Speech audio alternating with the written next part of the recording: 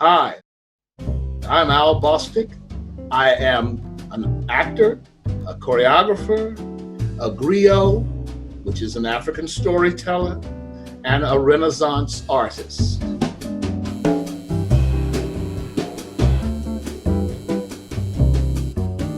I am so glad to have you because in addition to being a modern day griot, a storyteller, a musician, a visual artist, a dancer, a choreographer, you're also one of my mentors. So I'm so grateful that you've joined me today.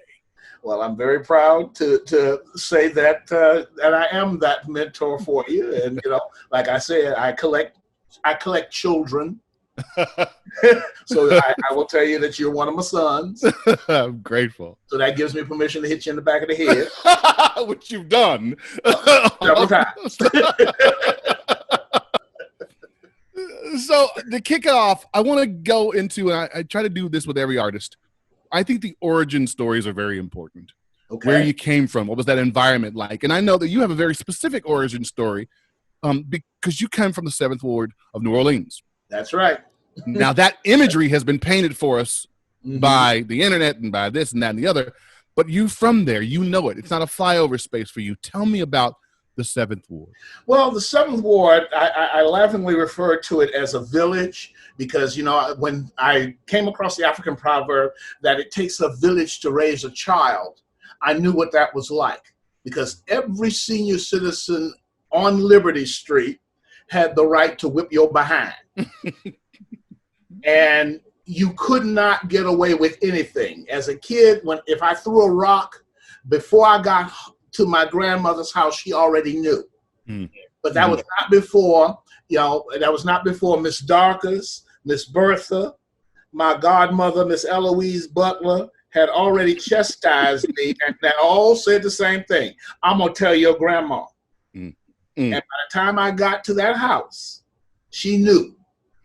So everybody, all the senior citizens in that village had the right to chastise you, and you did not want to shame them. So even when you were outside of that 7th Ward, and I often like to go to the French Quarter and what have you, somehow that whole village had radars. And they could tell you where you were, who you were with, why you were doing what you did, and if you did anything wrong. Right. And they know what that was. You go out to that backyard and strip me a switch. And it better not be a little one. Been there. Yes. And my grandmother, like one time, I laugh at this one. She told me to go strip her 3 of them. Okay. And I stripped 3, except she said, leave 3 leaves on the top. And I said, Grandma, why are we leaving them 3 leaves on the top? She says, it's for the Father, the Son, and the Holy Ghost, and you need Jesus. So I didn't have a problem, like I said, knew. And not only that, but your teachers were from your community. So one of the things that would happen is they would say to you, we will not let you fail. That's number one. If you were failing, they would come into your neighborhood and visit your house. And they would sit on that sofa in that front room with the plastic on it. And they would tell your mama and your grandma and everybody who was willing to listen where your shortcomings were. Right. And then they would say to you, your mama would say, okay, I'll take care of that. My grandmother, I'll take care of that. So when you went back into that classroom, you better not bring home an F. Right. Okay. The other thing I tell people all the time, I'm so amazed because my community, I never saw a Caucasian teacher until I hit graduate school. Really? All of them, from kindergarten all the way up through college. I had Black professors who told me, and even in that 7th Ward with my high school and junior high school, who told me that they were not going to let me fail. Yeah. And they sometimes had to put that fist in the back of your head, but you weren't going to get away with that. See?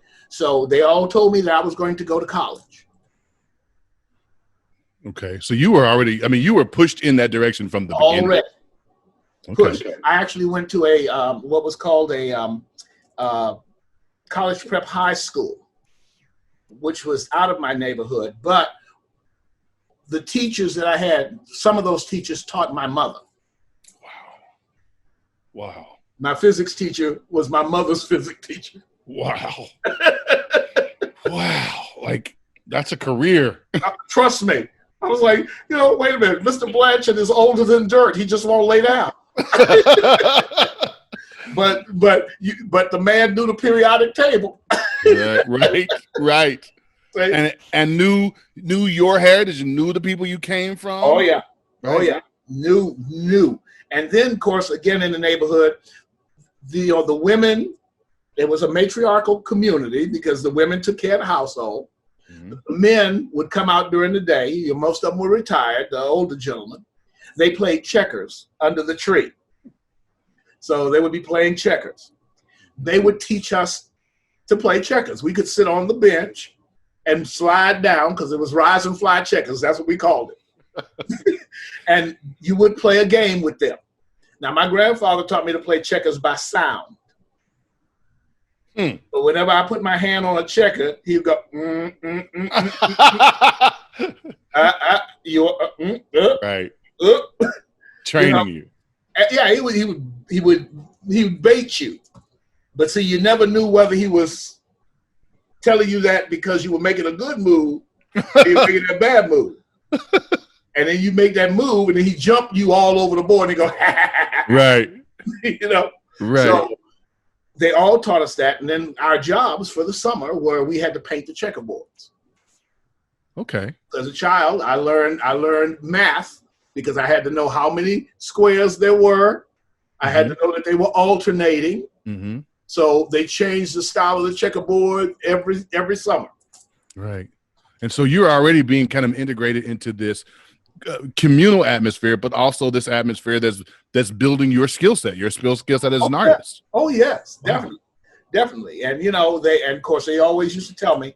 My mother said to me that I was going to be an artist of some type because I was always kicking up my heels or marching up and down the street. Wow. So they already said that. Now, when I decided to go to college, I actually was going to be an English teacher. Okay.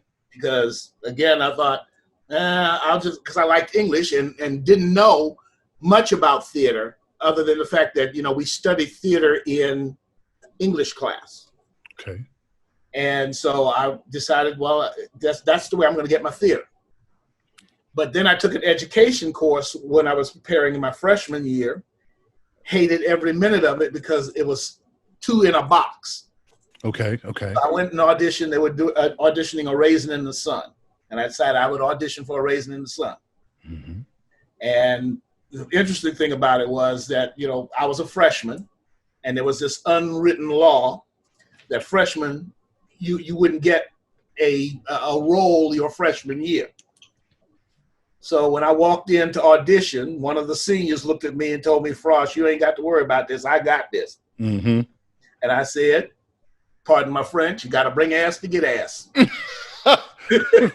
Right. So I went in, auditioned, cried real tears. The professor looked at me and said, I don't usually do this, but I'm double casting this role. Wow. And I looked at the senior and went,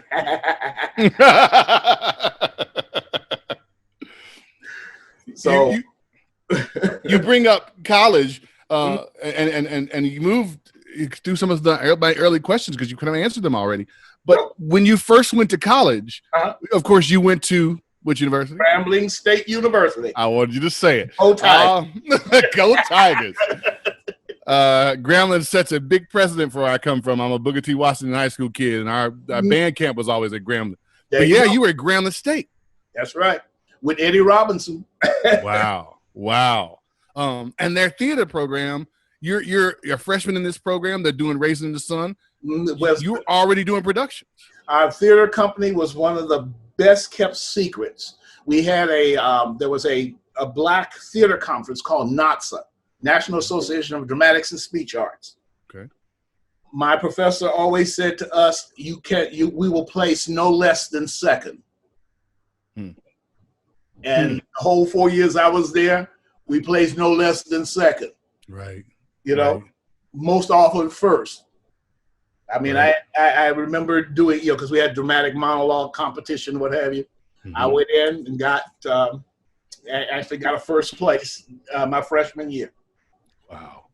Wow. You weren't messing around.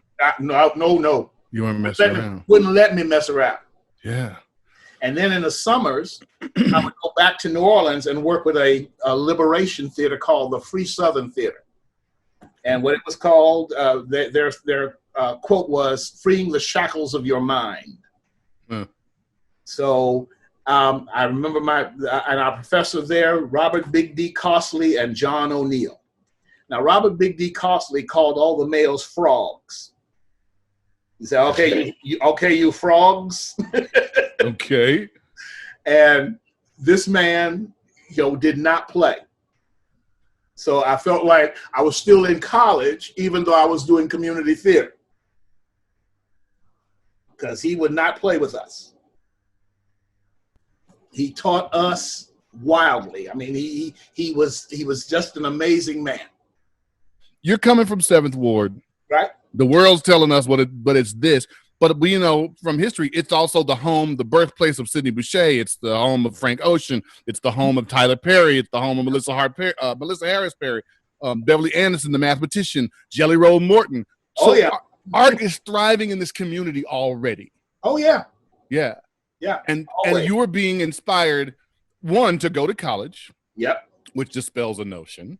I mean, let's get to it. Let's dispel some notions. It's true. And you've got this extraordinary university in the state, in Grambling University. And the program is developed to nurture kids just like you. So you're thriving. You're thriving. You're seeing people that look just like you. And I'm seeing people who look like me, but doing theater that didn't look like me. Explain. Make this point for the people. The other point was, Dr. Alexander Marshall, my mentor, said to me, "Now, son, when you leave here, you're going to have to go to work in a Caucasian theater. So I'm going to teach you Shakespeare. I'm going to teach you Ibsen. I'm going to teach you Chekhov. You're going to be twice as good, even though they're only going to let you get half as far." Right.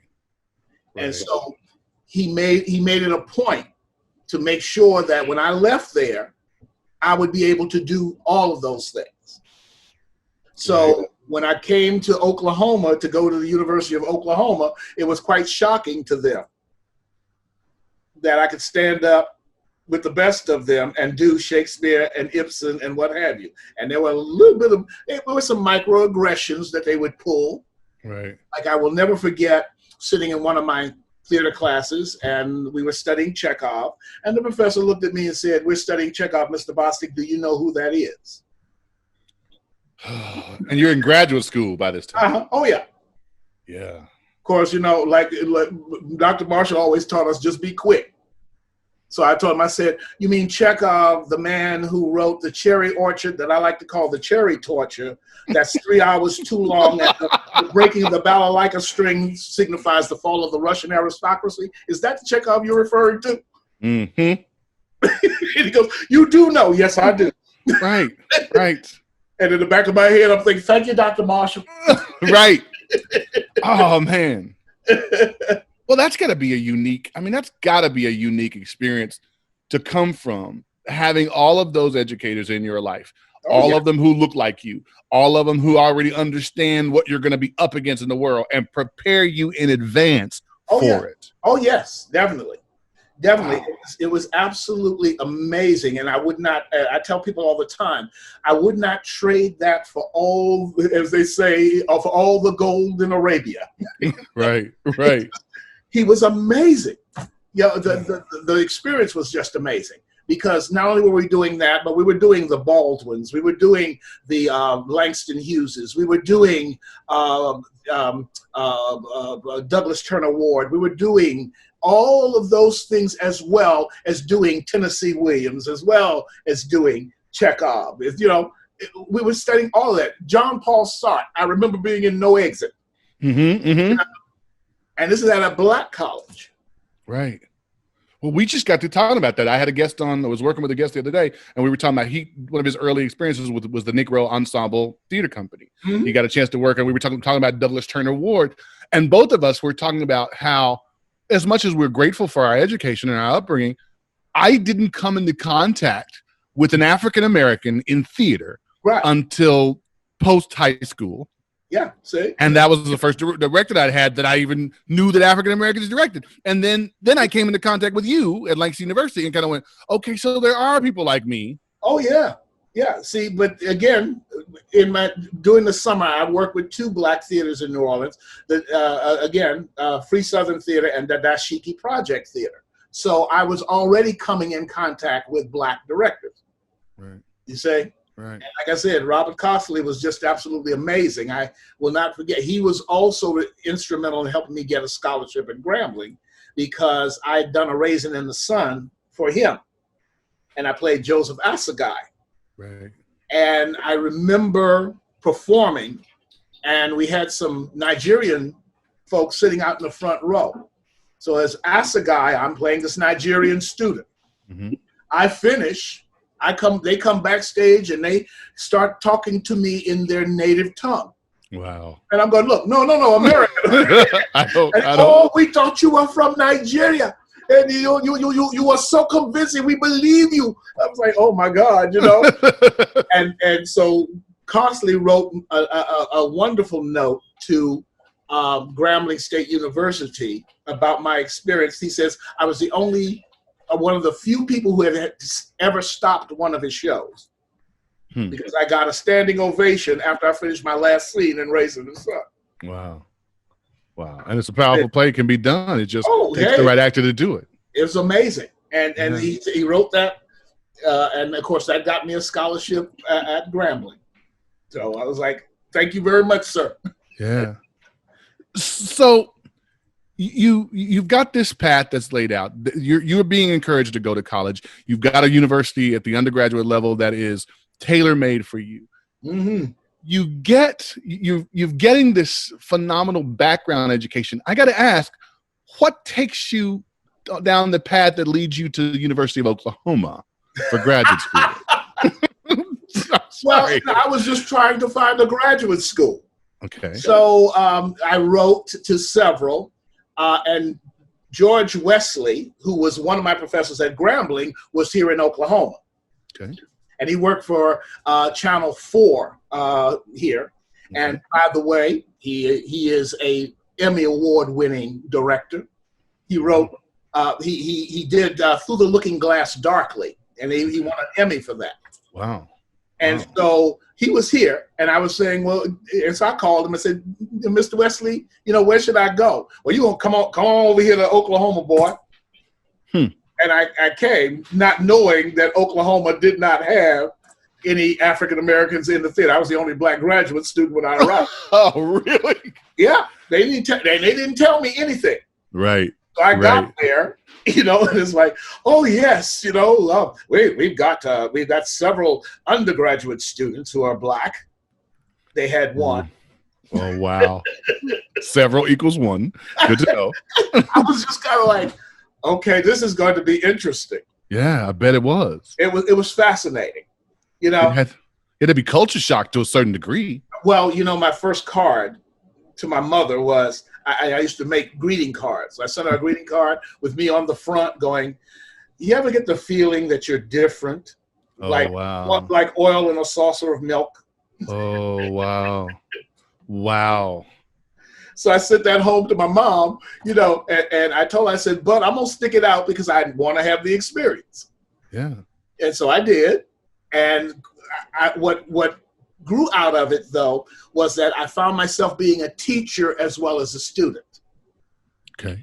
And it was good that there were those students who were anxious to listen to what I had to say about my experience, between the two places. Okay. You see? Yeah. And I was at a time when OU really they really didn't understand. They would say things like, we really don't know what to do with you. Mm-hmm. And my thing was, teach me like you're teaching the rest of them. Right. Since I'm paying the same amount of money, I expect to be on stage. I expect to, to get whatever it is you have to teach. But at the same time, I had to teach them about lighting. If you're going to put a black person on stage, please don't put us in green light. Right. Right. Because we're going to come out gray. Yeah. Unless you're doing for that. Yeah, absolutely. Black makeup. They didn't have any makeup. He said to me, I have Negro number 2 and dark Egyptian. And I said to him, I'm neither one of those. And he says to me, well, what should I do? I said, buy more makeup. Wow. So they did, And then taking the makeup class, I had to sort of show them, which was different, placing the makeup on my face, different from placing the makeup on the other student's face. Right. But I guess I reveled in that because instinctively, I think I've always been a teacher. Right. So I really enjoyed that process. And I did a lot of work in the dance department as well. I choreographed an African ballet, but there were no Africans. So I was teaching Caucasian people African dance. Okay. So try to teach a ballet student, who is used to holding their center. Right. And I'm going, no. So we have to isolate. You have to undulate. And they're like, oh my God. Starts to feel like Elvis Presley on the Sullivan Show. There you go. Yeah. Wow. Like I knew that you were in the dance program, but I had no idea there weren't other students of color there. Well, there was, like I said, there was one. And of course, it was interesting because he ended up playing the nephew in the ballet, but the wife of the chief, and the chief was white, and all the other wives were white, right. And all the warriors were white. It's like, oh, well, here we are.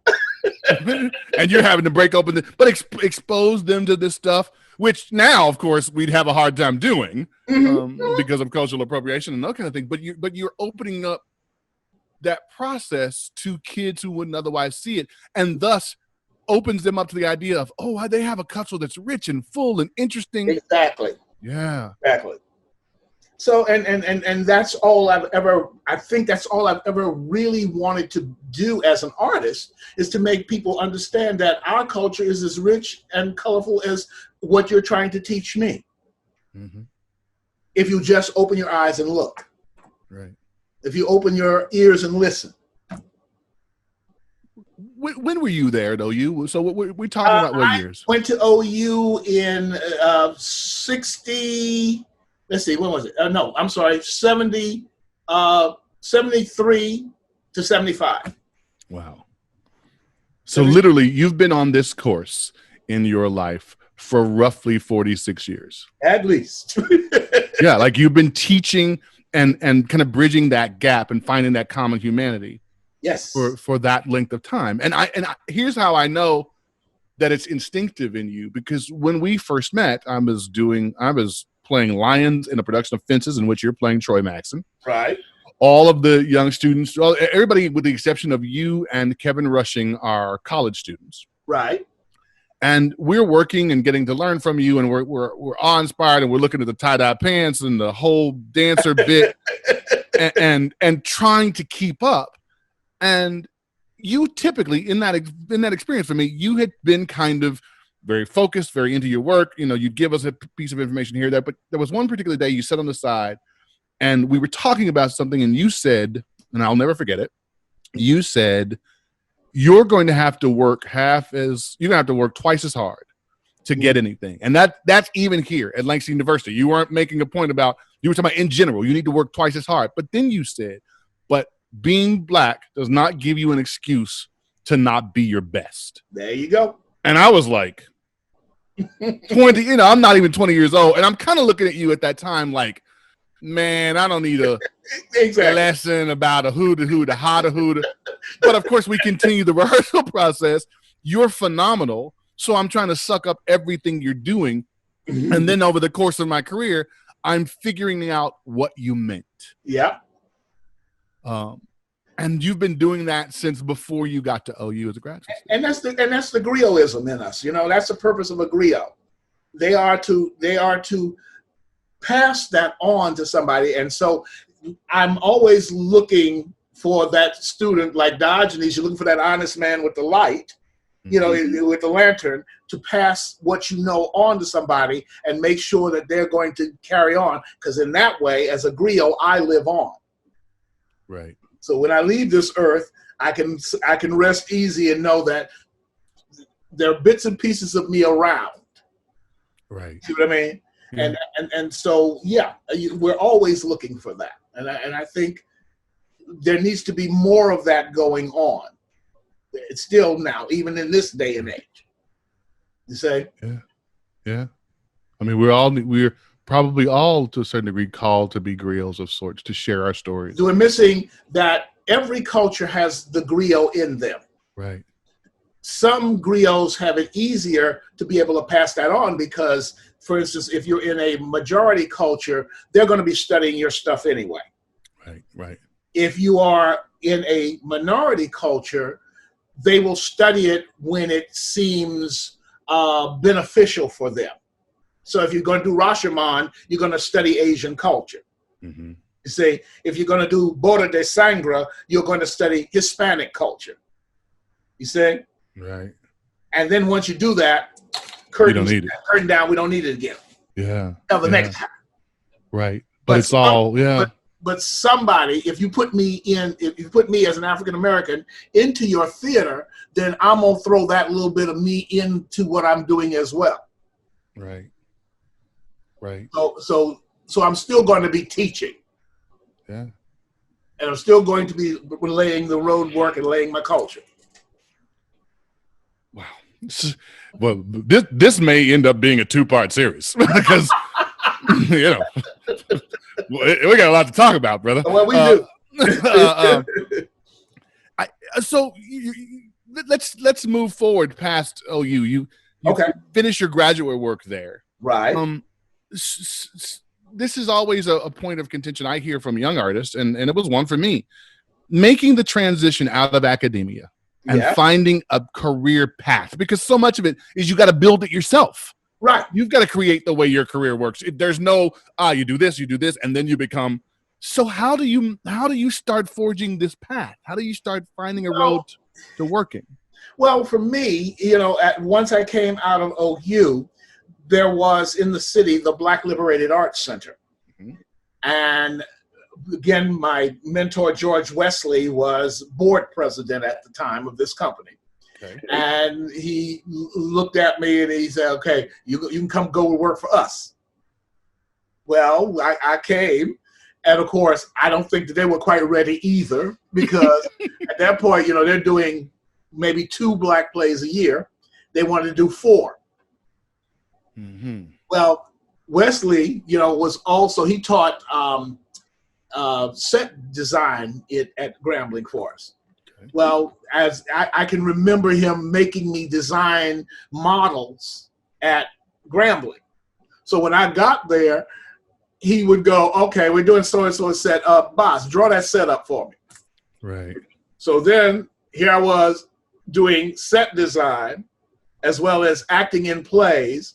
He called me at OU at one point. They were doing Picnic by William Inge, and he had an actor who was not doing their job. Mm-hmm. He brought me up. I had just finished doing Picnic at OU. So he brought me up and put me on stage, and I'm out there, just doing the scene, and the young actor walks in late for rehearsal. Oh. And he sees this black guy doing his lines. And George said, and so George looked at me and said, sit out there, young man, and watch. And I do it, and of course, then he's like, at the end of it, he's like, okay, here's what's going to happen. Bostick, you're going to open, and you're going to do 3 of the performances, and if he's really good, the guy will do the other 2. Wow. Yeah. But when I moved into as the artistic director for them, we ended up doing 4 plays a year, did the set design. Then they wanted a dance company, so we had Black Moves too that I also started and initiated. And so for me in my head, I saw myself being able to do this until death, basically. Right. But again, trying to change boards' minds about what needs to happen, and particularly in the African American community, that theater is something more than just a hobby. It could be a job. Right. Could be a job for us. But unfortunately, we have always said of our kids, you can be a teacher, you can be a doctor, you can be a lawyer, you can even play football and basketball. But art? Right. That's something we do. We play. And so I spent my time trying to convince the board that I'm not just playing here. I spent my time trying to convince our community actors that you need to do the work. Right. And, you know, and you have some successes and you have some failures, but, you know, the successes outweigh your failures. And you say, okay, I'm going to do this as long as I possibly can. And then there comes a point in your time when you go, okay, this is not working out the way I thought it was. Right. Right. So then you switch over. But what was lucky for me was, as when I decided to be this artist, I believed in studying every art form there was, because I believe that all art forms feed theater. Right. And theater feeds all art forms. Okay. So I became a visual artist. I became doing the visual art. I became the set designer. I became the storyteller. I became the dancer, because all of that fed me as an actor. Right. You see? Yeah. And so when I decided that, okay, I'm just going to go out here and do it, then the only job that was available was storytelling. So I went through the State Arts Council and became a storyteller. A storyteller. Yeah. Which was, again, it was theater. Right. And thus begins your artist in residency. There you go, artist in residency work. So I did that for a number of years, doing that, and every now and then, you know, I'd get an acting job, or I'd get a theater job, or I'd get a directing job for other theaters and what have you. And so I basically became this performing artist who became known as the one Oklahoma Renaissance artist. Right. Because I did all of those crafts. And I still do. Well, I was going to say, and that kind of led you, because you're working with the Oklahoma Arts Council and you're going off to direct at Dillard. You're moving around to do these directing projects in various states. And so you're building what I call the hustle career. Yep. Because it's piece by piece by piece by piece by piece to make the bills and also to feed your work. Yes. Yes, and also to leave a little piece of me wherever I go, because I can tell you, Dillard remembers me. They now have what they call the a sort of griot society, and their students, because of COVID-19, they weren't able to do anything. So they started doing basically what you're doing. They did a whole monologue workshop, and then they talked about it, and they talked about their experiences. So they talked about me coming to Dillard, directing them. So I know I left a little piece of myself at Dillard. Wow. Then I went to Coppin State University, because the professor at Dillard was now the director at Coppin State University, and I did flight for him. And he's always calling me going, the students are still talking about you, and we're going to get you back here at some day to do something else. And as I tell you, you better hurry up. So you're putting together this career, you're piecing it together. It's a patchwork. It is a quilt, if you will, of different jobs to kind of build what is the beginning of your resume. Mm-hmm. How do you go forward? Because roughly about the time you're moving through the 80s into the mid 80s, roughly about this time, the Pollard is forming. Right. In 89, you get a Governor's Arts Award. Mm-hmm. All of that's happening at the same time. And and I want to make sure I make this clear to my audience. This is from a gig artist. This is not an artist who's working at one theater. This is a guy who's working all over the place in different capacities and still building that kind of a reputation. Yeah.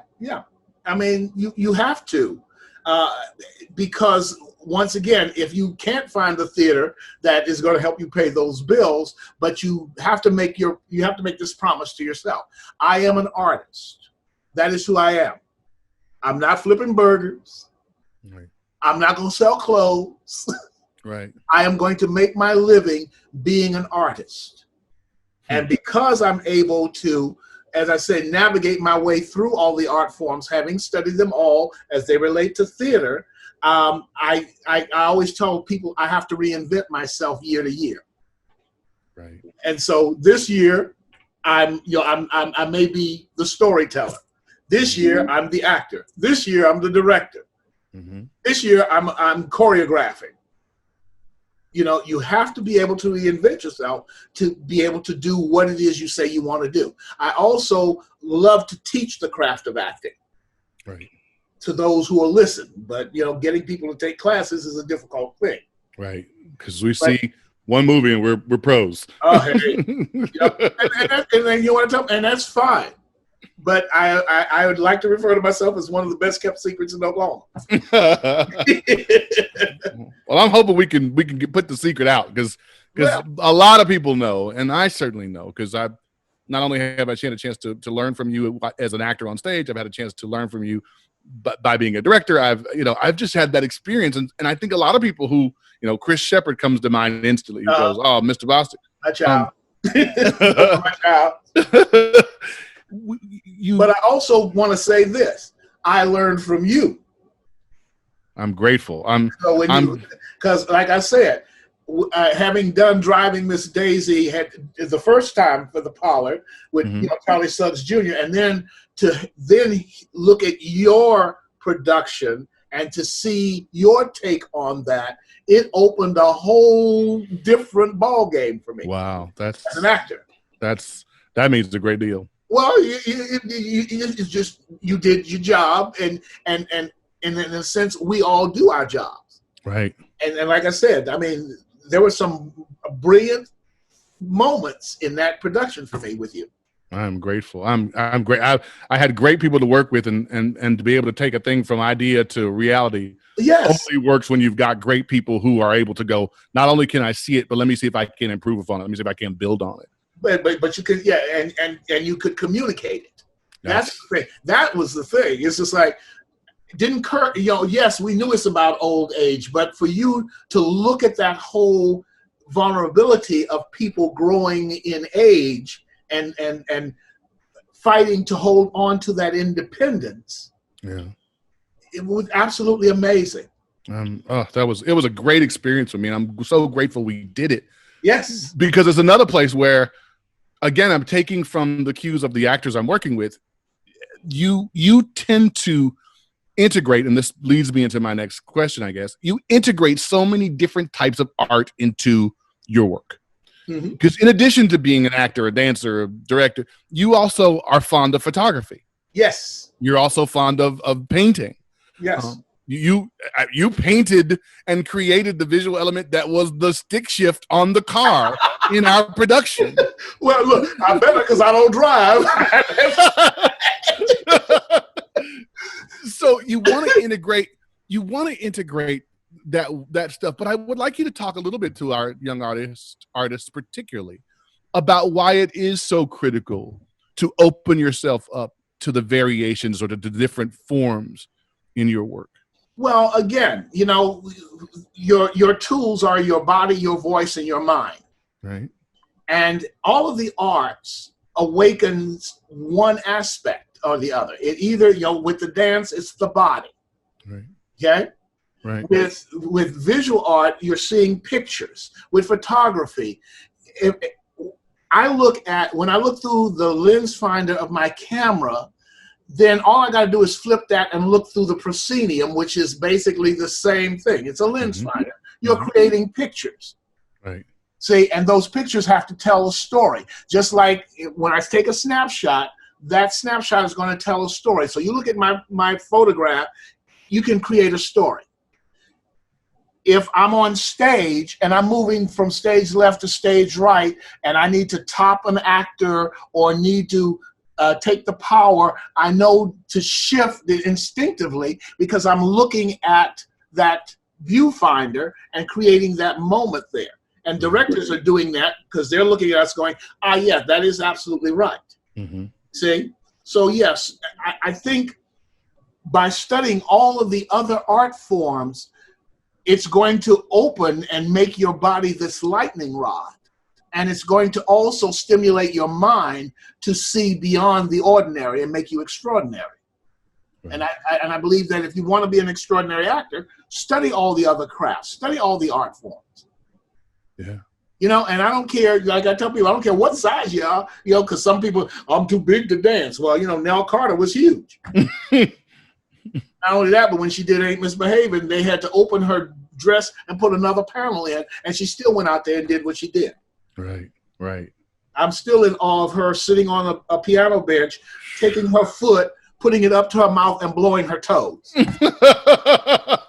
Wow. And I saw her do that. And I'm just like, oh, wow. My God. You know? Yeah. And talk about moving. Right, right. And you ain't misbehaving. You moving the whole time. Yeah, it is a complete dance through show, you know, with. And so, you know, so I tell people all the time, you know, if this is what you want to do, then create this extraordinary thing make your body extraordinary. Make your mind extraordinary. You see? Right. Make your voice extraordinary. Play all the notes in your voice. Mm-hmm. So sing. Yeah. You know, and think of speech as singing. Right. Even in dialogue, yeah, sing. Yes. Even in dialogue, sing. You know, there are grace notes in music. There are grace notes in a monologue. Right. Those are those moments when you say it. If you say it just right, somebody in the audience will go, Yeah. You know, and you got to know that that's what that's supposed to be. Just the way you read music. Do you find it as you're in this phase of your career where you're spending a lot of time with children? Oh my gosh. Do you find it encouraged in young people to kind of release themselves into art? Is it something that we're encouraging, and then we encouraging it the right way? Sadly, it isn't, and that is also my mission in life, to yell to the rooftops and to yell at anybody who is going to listen that you want your children to succeed. Put the arts back in school. Stop thinking about teaching to a test. Art teaches critical thinking skills. Right. You want your children to speak English? How else can they do it if you're doing dialogue? They're speaking the English language. There's synonyms, antonyms, homonyms in the writing. There's sentence structure. There's punctuation. You want them to succeed in English? Where else could you do that? Right. You want them to grow in confidence. You know, you cannot be small and get in front of an audience. Right. You cannot not be confident and get in front of an audience and change them, because art is supposed to change an audience. And you cannot do that if you're tiny. Right. And what we teach them is exactly that. And we carry in our mind, if we studied all the histories, we were taught that actors were considered sacred people. Well, until the Elizabethan period. Right? Right. So they were the people who are forging and shaping. And so in this day and age, there were still those people who forge and shape these children. I make you feel good if I say to you, let's do this particular song, or let's do this particular story and act out these particular characters. And these characters have this kind of behavior. And we are also, these stories are teaching you some moral lessons in your lifetime. And if we don't present them, you miss that moral lesson. That's what we do. We also shape our heroes. When we see, like I said, when we see a play that's written about a living, breathing human being, then they dissect that living, breathing human being for us to understand that this person has both greatness, but they also have vulnerabilities. And what we're missing in our society right now is that we refuse to have vulnerability. Wow. We got to be strong the whole bit, all the way. You can't. You cannot look inside yourself and say, just for that moment, I had this moment of weakness, and I need to learn from that moment of weakness. And if we do that, then we're going to be better human beings. But getting them to do that, we've got to give it back to our children. They are the ones who are looking and watching us as we do that. And if all you give me is one dimension of you, as I grow up as a kid, I'm going to be this one-dimensional child. Right. We cannot do that. Well, I asked you this question, and I knew you'd have an answer, because I see, and I've talked to a bunch of different people who are specifically interested in teaching the craft. Uh-huh. One of the current common themes for them all is that we have diminished the power of language, and so we speak in LOLs. Yes. And we have diminished the power of being inquisitive because we want, I already know. So we've literally diminished the power of expertise. Mm-hmm. They talk about the fact, and this was a big one that never really occurred to me. And you, again, in your answer, elevated my thinking on it. We have diminished the space to fail. Yes. So it is actually given breath and given light to this cancel culture. You make a mistake, you're out. Mm-hmm. Not you make a mistake, we should improve upon that. We should solve it. Well, what I always tell children when they make a mistake, until you make a mistake, you can't make anything at all, first. Second of all, all failure is a way of saying, I'm not going to do it that way again. Right. That's all it is. It's okay to fail as long as you acknowledge it and then say, let me dissect it and find out why that happened. And that's where the critical thinking comes in. That's where the process is. I did this, and this was the end result. I don't want that end result. Okay, so what must you do to get the result that you want? Well, you can't go down that same road of the failure. Right. Because if you do that, you're going to get the same result. You want a different one? Let's change it. Now, how? See, and we have to ask these questions. So when my kids tell me, I refuse to let them tell me, I don't know. You can say, I don't know, but you have to add out, but I'll find out. Right. Then my next question is, when? Give me a date. 2 days from now, a week, a month, let me know so I can put that on the calendar, because I'm going to come back and ask you. And if we do that, then the kid's mind is totally active. They don't just say stuff and forget it. Right. Oh, I promised Mr. Bostick I'd have an answer for this. And when they see me in the hall, you can try to duck me if you want to. But I will catch you, and when I catch you, you better have an answer. And how I know that that's successful is that I get kids that I've touched who come back and tell me. I still have my favorite one is a young lady who is in Germany now. And, I hadn't thought about this child in years. All of a sudden, she contacts me on Facebook and says, I found you, but I wanted to tell you that you probably didn't know I was having all kinds of trouble at home, but when you walked into my classroom with your bag, I thought there was magic there. And we were doing Peter Pan, and you taught me to fly without wings. And I just, I'm sitting at the computer, tears running down my face. And she also told me about her best friend. She said, my best friend, the kids were teasing her because they were playing, because she got to play the crocodile. And the kids, you're just going to be the crocodile. Well, you went home that night and built a hat for the crocodile. And you brought it in and gave it to her. Then every child wanted to be the crocodile. Mm-hmm. You don't know what you did for my friend. Uh-huh. And, and so those are the moments that let me know that my life hasn't been in vain. Absolutely. And it's not about a dollar sign. It's not about, it's about the fact that there are people that you touch and you don't know that you touch, but they come back to you and let you know.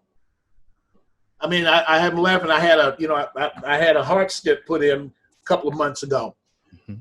The guy who drove me to the hospital in the ambulance was one of my students. Wow. Can you imagine? Wow. And he recognized me. Wow. So he's giving me nitroglycerin, Mr. Bostick. And he told me, and on the ride to the hospital, he's explaining to me, you don't remember me, but you were in my class and you made this kind of impact on my, I was just like, wow. And my one thought is rolling me into the hospital, well, I can die happy. Oh, God bless you. Right. So yes, that's one of the reasons I do what I do and continue to do that. Yeah. Well, and the way I want to go is I'm on stage doing what I do and I'll keel over. But we're talking about a long time from now. I hope so. Yes. I tell you, I always ask the artists to send me what information they can. And I'm looking at your CV and kind of, it becomes this living document that kind of sums up our professional life. But the reality is there's no way of cramming all of what happens from a good artist or a good person in that document.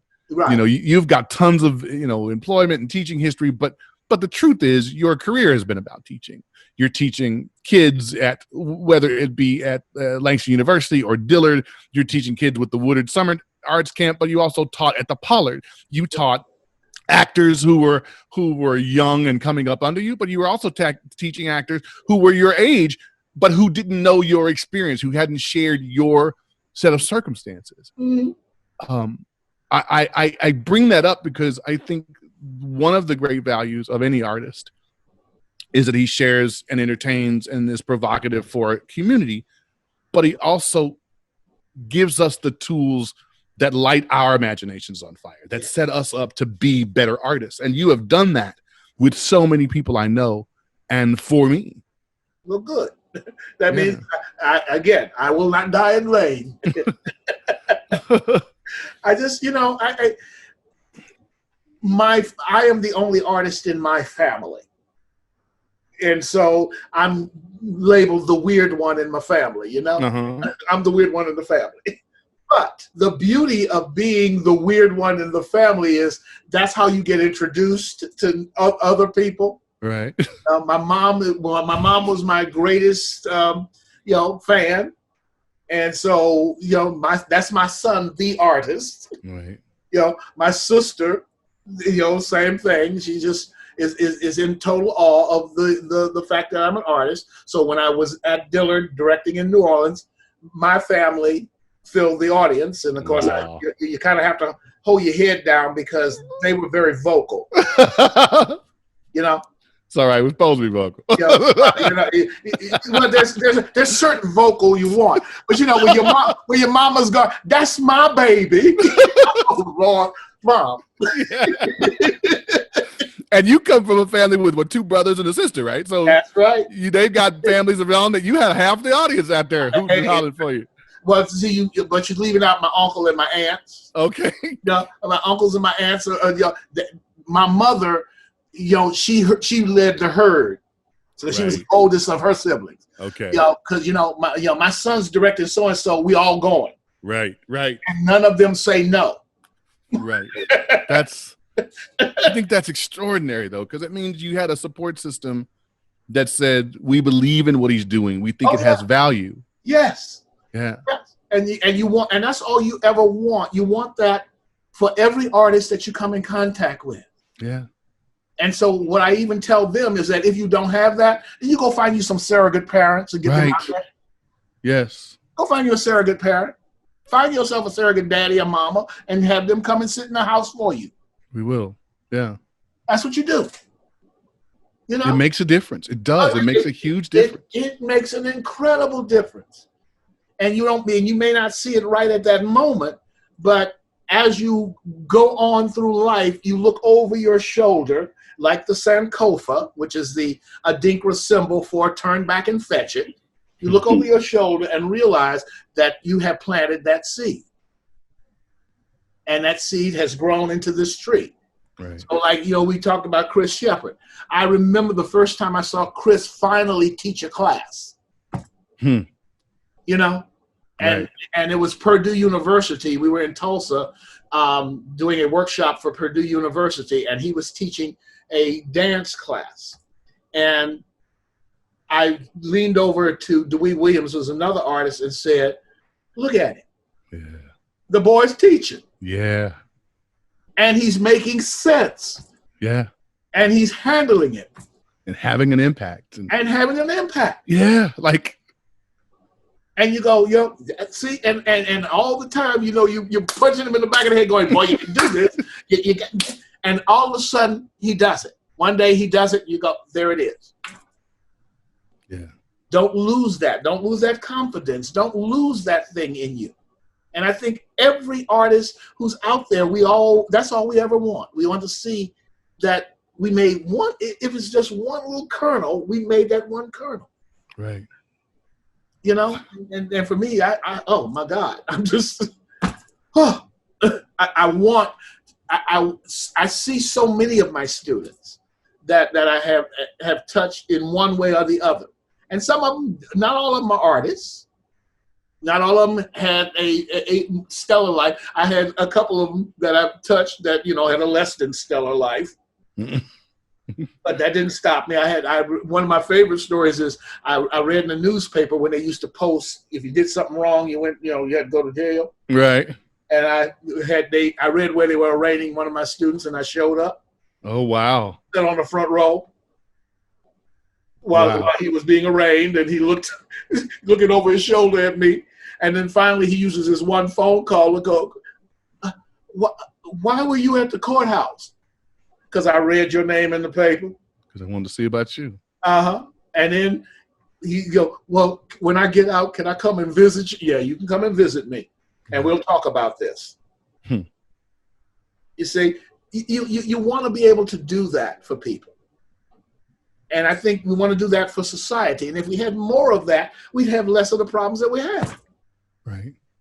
But people just, we've got to get back to that. We've got to get back to the vulnerability. We've got to get back to caring about other folk and reaching back and pulling them forward. And sometimes bringing them kicking and screaming to their success. That's what I tell them. If I have to drag you down the stairs by your left leg and let your head hit that stair all the way down. That's what I'm going to do.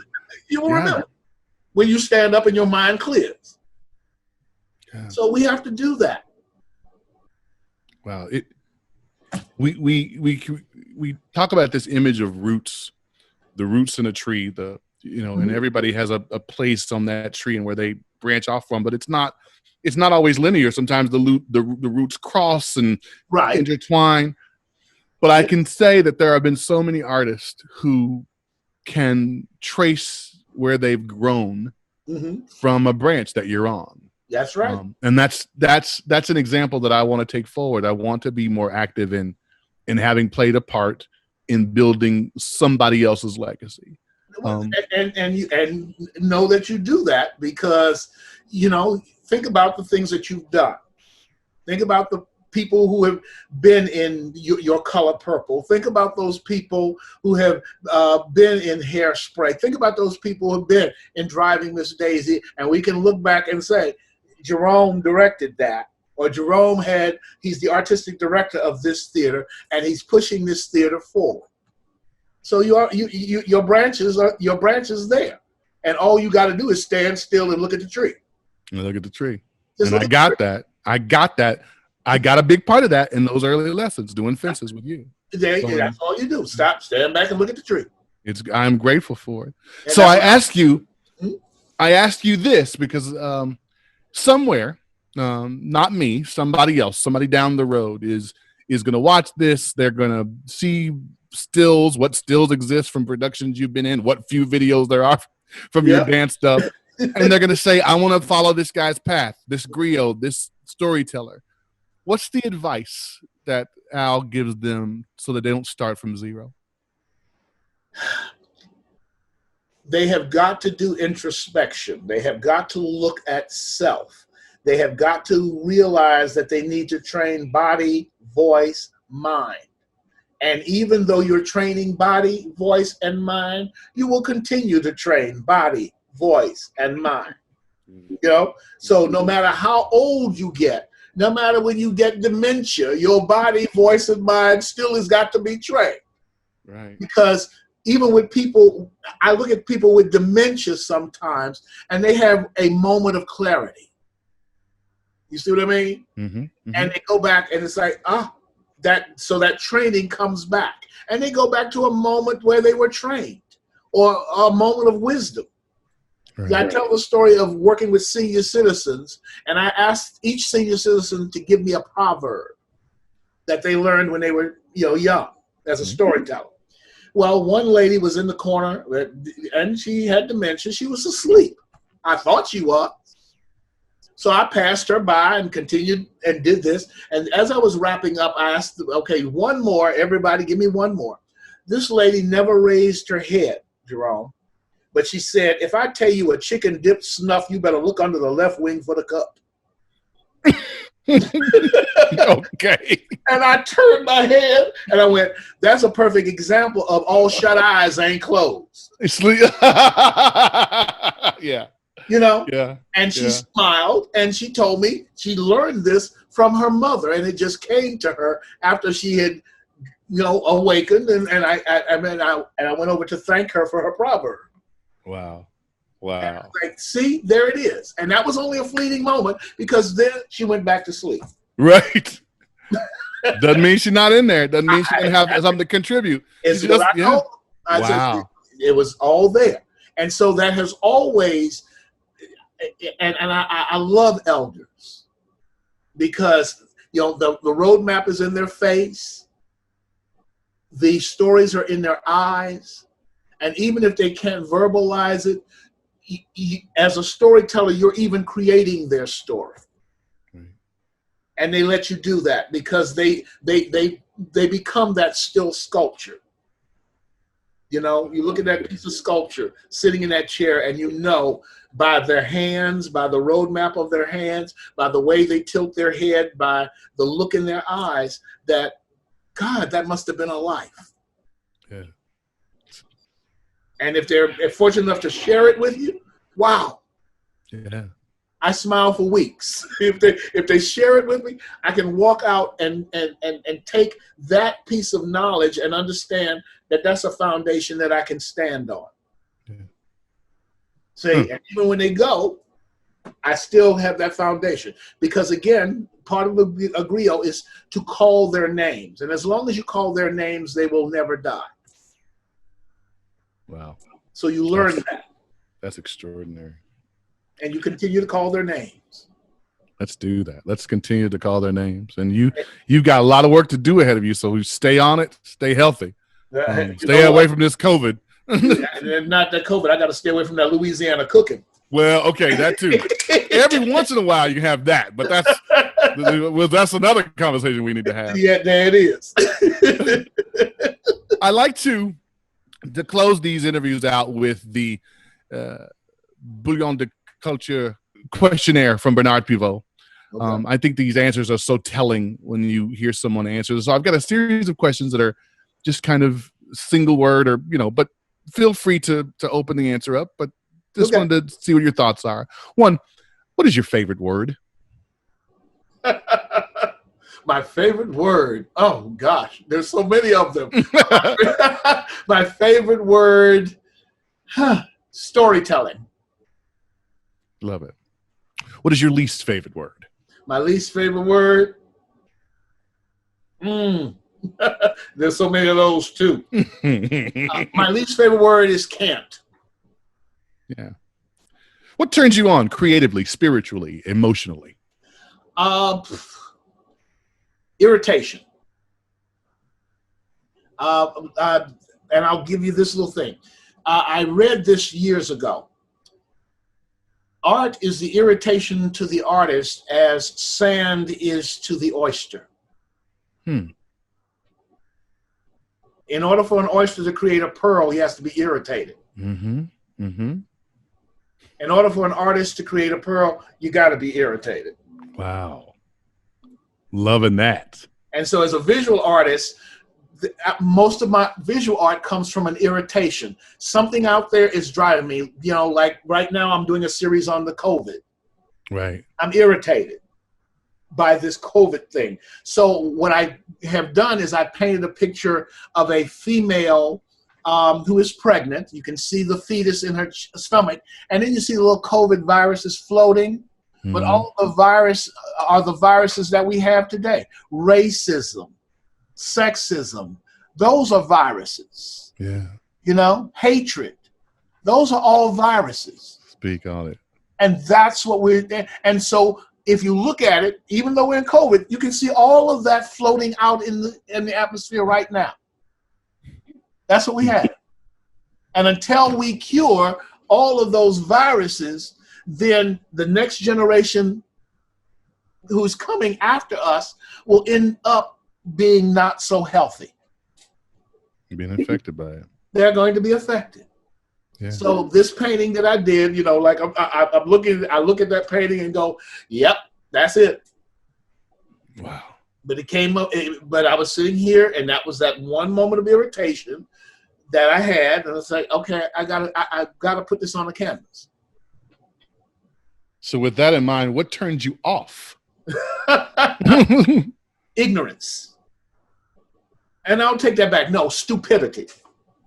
Gotcha. Because my philosophy is this: I can change ignorance if you're willing to change. I can't change stupidity. Mm. And stupidity is often terminal.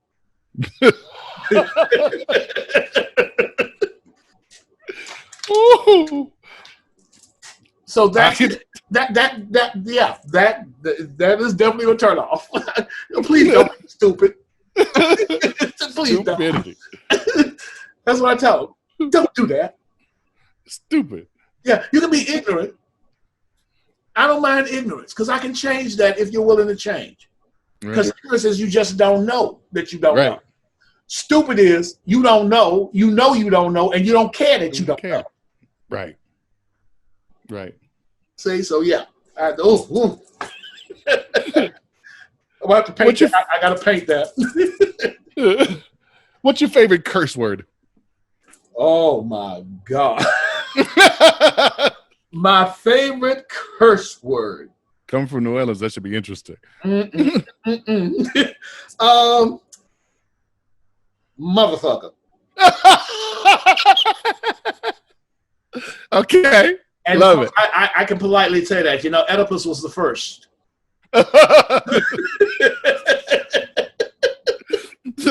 The most documented, that's for sure. There you go. That's what I tell him. That's probably my favorite one. I love it. What sound or noise do you love? What sound or noise do I love? Right now it's cardinals. And that's only because in my family, we believe that cardinals are spirit carriers or soul carriers. Wow. And so when my mom passed away, in fact, I'll go back. My grandmother used to have 3 that would sit in her backyard in her tree. And I asked her one day why she was talking to them, because she was having a conversation with the cardinals. Mm-hmm. And she said, those are somebody I know. And I went, what? Yeah, they come back to visit you to let you know that they're all right. So I started doing this. When my mom passed away, I would say, Mom, if you're all right, send me a cardinal. And within 15 minutes, I'd see one. Wow. Or hear one. And it has never failed me. Wow. So I'm like, okay, there's something to this connection. Yeah. Not only that, but one day, a cardinal visited me, my brother, and my sister all at the same day. All on the same day. I'm all right. Yep. To let me know that she's all right. I'm all right. And they were all saying that and at the time, they all saw the cardinals. They said the same thing that I said, Mama, you okay? So they felt that too. Yeah, we all feel that. So when I walk out my door, sometimes if I'm thinking about my mom, within 15 minutes, I'll see one. Wow. They stay with us. What is the sound and noise that you hate? A sound or noise that I hate. Ooh, a sound and noise that I hate. Whew, that's difficult because I really like all sounds. I mean, all sounds have something, but one that would irritate me. Oh, I know, nails on a chalkboard. Yeah. Okay. Okay. Nails I on can't a chalkboard. stand that. Yeah, that will get a physical reaction out of me. Mm-hmm. What profession other than your own would you like to have attempted? Oh, jeez. I would have liked to have, I think I would have loved to have been a dancer. Wow. And when I say that, I mean a dancer under the ilk of Alvin Ailey in that company.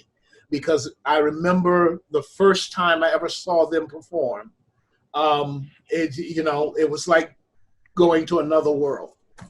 Wow. In fact, when I saw Judith Jameson perform, I said out loud, I'd like to have your children. And I will carry them for 9 months. Yeah, wow. That's such a specific brand of athlete, being a dancer. Oh my God. But not only that, I think for me, it's telling their story. You see what I mean? Mm-hmm. Without words. Yeah. And again, that led me to that whole thing of knowing that you can tell a story without words, and every muscle in your body will correspond and erupt and talk and tell that story for us. And you don't have to say anything. I think that would be amazing, but I think it would be one of those careers that you have it, and then your body goes, "You're done. We're gonna now you're gonna teach it." It's very fleeting. Yeah. As a matter of fact, I used to tease Dr. Marshall after I did the Wiz for him because I had to choreograph the Wiz. I told him, I blew out both my knees. Ooh, yeah. And so he's always, you got another Wiz here? No, Dr. Marshall. No. That was it. So I hope you recorded it. So he laughs every time he calls me about that when I tell him, my knees are still blown. So before you ask. That exactly. Which profession would you absolutely not want to try? Which profession would I absolutely not want to try? Embalming. Okay. I would not like to be in the funerary industry. Gotcha.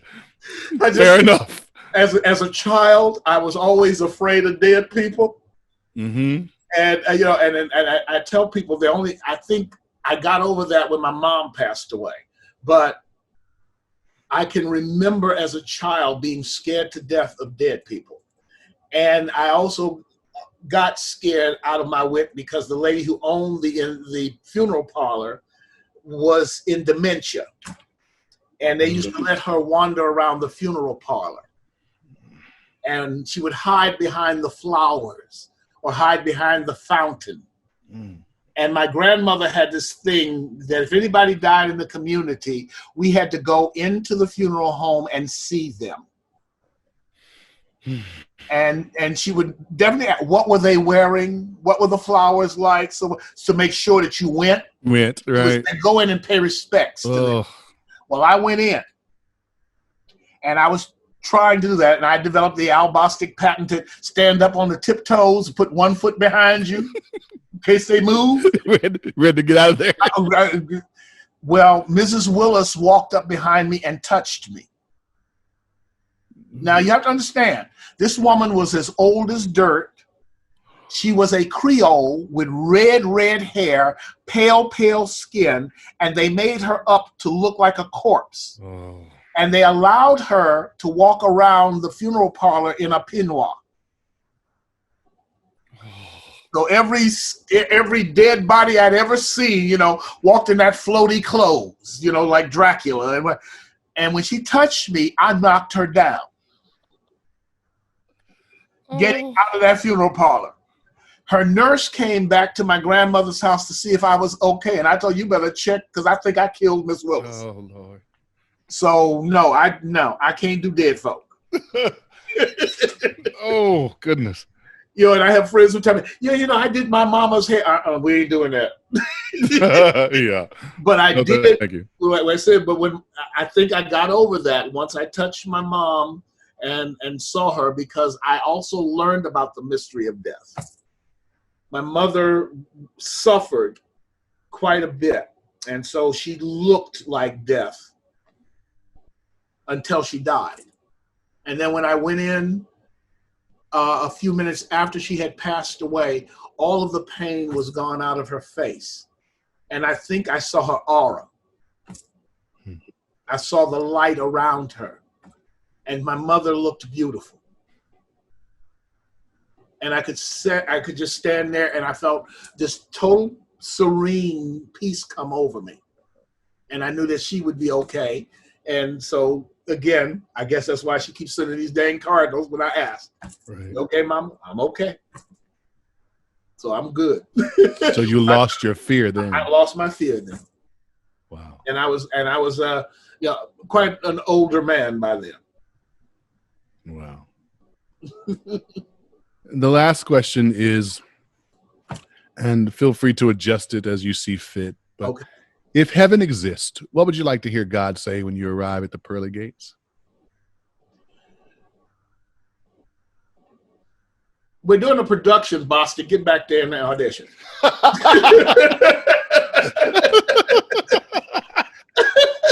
Consummate performer. There it is. I want to be doing it when I'm gone. There you go. You know, or at least directing the heavenly choir some kind of way. Say, okay, come on, y'all move left. We're doing the Christmas pageant right now. Let's go. Oh my gosh. My brother, my friend, my mentor, thank you for letting us stand on your experience. No, thank you for doing so. Thank you for, we are so grateful, and I can't wait to see how your work continues and how your path continues to change, because believe me, others and I are watching and taking notes. Oh, well, I hope so. I hope you can read my illegible handwriting. We'll make do. That's it. Yeah.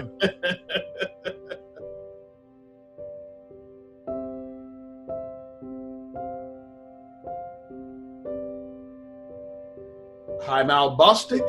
I am a Renaissance artist, and I am plugged in.